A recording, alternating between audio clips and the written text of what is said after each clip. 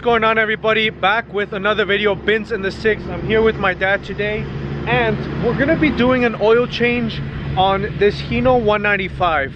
Whether you guys own a Hino, an Isuzu, a cab over, a truck in general, a car, anything that has an engine, I think it needs to get an oil change done every so often. How often you have to actually get it done depends on the engine side. Everything's a little bit different, but typically for cars it's like every 5,000 kilometers. For trucks like of this size and anything, you know, some people like to change it every 5,000 kilometers, others like to change it every 10,000 kilometers, 8,000 kilometers.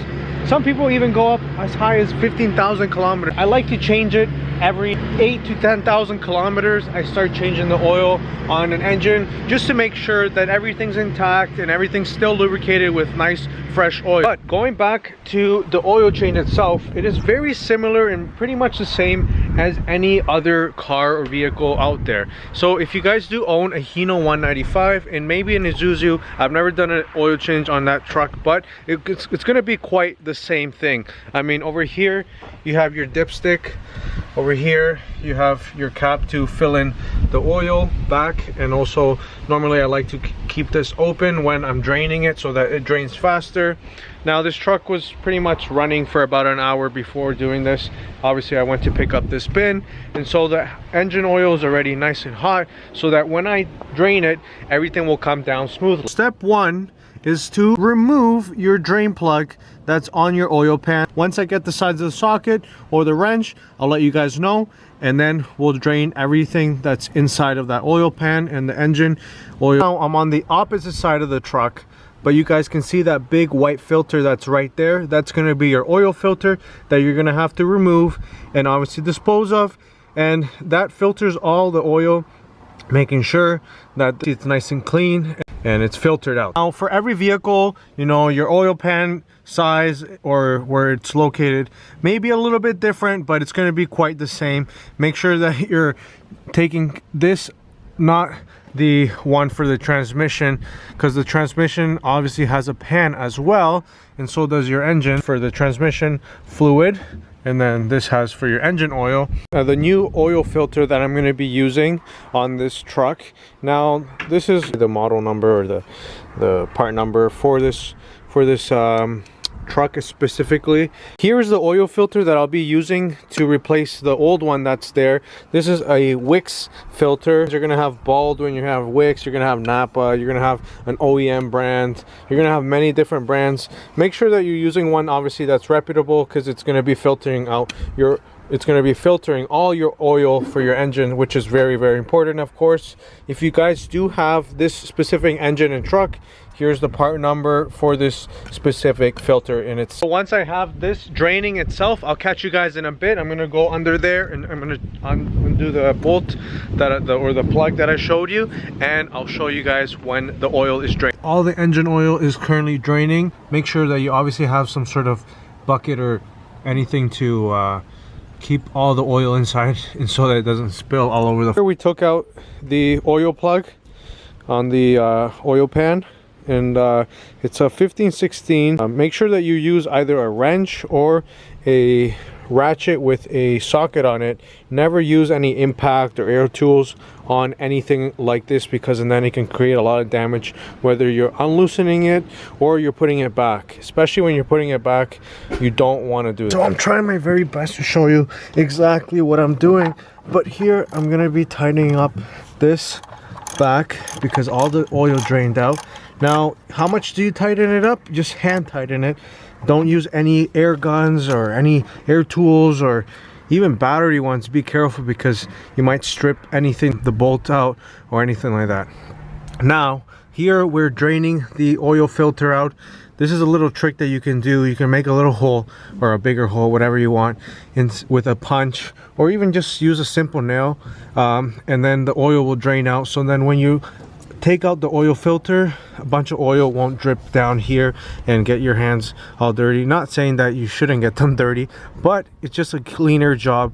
So if you're in a area where you know you don't want to get any oil spilled on your ground, if you're doing this on the driveway or anything like that, this kind of, you know, limits anything getting all over the place. This is the tool that I used. It's an oil filter wrench that I used in order to remove and loosen up that oil filter. Now, depending on where your oil filter is, that kind of may limit on what you can use. I had to kind of put my hands through the suspension here, through the leaf springs, in order to do that. Now this one's an adjustable one, meaning it can grab bigger, smaller filters. There's some that kind of, you know, are almost like a belt style, and then you kind of use a ratchet and you start unloosening it. So make sure that you unloosen it this way, and then obviously retighten that way by hand as well. One other tip that I also do when I'm underneath the truck is I, you know, kind of take a look how the truck is underneath. Is there anything loose? Is there anything hanging that I may think that I should remove now that I'm underneath the truck? So those are all things that I like to do as well when I'm waiting for the oil to drain. Over here you guys can see it's still draining, but I also did this because I wanted to show you that maybe some people might not know that, you know, since they may feel like it's hard. Of course you can make a hole through filter. It's not that strong actually, the materials they use to make it, and so that's just a tip that I wanted to show. We took the old oil filter out and we're going to put the new one back in. Now before putting the new one back in, we make sure that we put some engine oil inside so that it is not going in dry. And so that helps out when you have to start the engine up again. Now that also depends whether your oil filter is positioned up like that, or it's facing down, or if it's a cartridge. It all depends. All right, so the next step is to put your new engine oil inside your engine. So what I did was I removed the cap that goes here. Now that cap may be located everywhere depending on what engine you have, but this specific engine, the cap is right here. And also, if you guys don't know which cap to remove, because there may be a cap here, and of course this is mainly a lot for people that are brand new to vehicles, trucks, whatever. Maybe it's a brand new truck, you've never owned anything like that in your life before, so you're a bit confused on what to do. The more you get used to seeing engines, you kind of start familiarizing yourself with parts and where things go typically. But if you're confused, most of the time caps have labels on top of them to show what they're used for.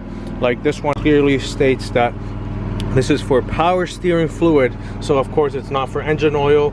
And over here it's for coolant. It's obviously not, again, for oil.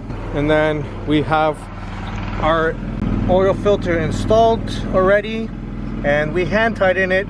Make sure you hand tighten it as much as you can, but don't use anything else to tighten it because you don't want anything to break or strip. And then we have our oil drain over there as well. Another tip, when you're gonna be putting engine oil inside of a big engine like this that takes about 10 liters of engine oil. This is a 5.1 liter, so it's gonna take about 10 liters of engine oil. Now that also, you know, your engine oil, the amount that you actually are filling at the top decreases since you already engine oil inside of your oil filter there. So that oil filter is quite a big oil filter, bigger than your conventional one that you may find in a car. That one takes almost about a liter. Typically we buy our engine oil in a big container like this that contains almost 20 liters, like 18.9, 19 liters of engine oil. The reason why we do that is so that we can be buying in bulk instead of be buying little ones or little containers, such as something like this. This says hydraulic oil, but it is not. I just use this to fill it up, which is the tip I wanted to give you. I just make sure that I put in about 5 liters roughly inside, and I know this truck is going to take about 2 of them, and it also makes it easier for me to just grab and then pour it back in. So here we are, you guys can see me. I'm going to be putting in the oil inside of the funnel. Make sure you use a big enough funnel. There's the brand new oil. I use a 15W40, which is pretty much what a lot of people are using on these sort of trucks. Diesel, this is a diesel engine. And I'm gonna go and refill it one more time. I'll be back. Now we're putting in our second amount of engine oil. And then once we are done here, you have 2 options. You can either start your truck, which is obviously the best option. So I like to start my truck, and then I check the dipstick to see where the level is at. Or some people look at the dipstick first before starting the vehicle, but I prefer to just start it, and then once it's started, all the oil has already gone through the whole entire engine, and you start it for about another 10 seconds, 15 seconds, just so that everything kind of cycles through. So once that is done, we can check our oil with our dipstick that is located right here. Now this one's a bit longer than the usual one, but some of them obviously on a smaller car is going to be maybe half the size of this, or maybe 3/4 of the size. Here is where you'll be measuring all of your engine oil. Now we started our engine up about for another 10-15 seconds. I let it rest for a few seconds, and then we're gonna check once again through this hole here with our dipstick to see how our level is on our oil.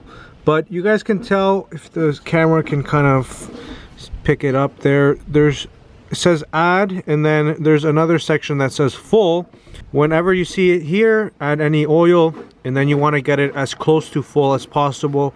If it does for some reason go a little over, then obviously don't drain your engine oil all again and freak out, because you know you have more engine oil. If it's a little bit over, if it's obviously way too full, then obviously you have to take some engine oil out.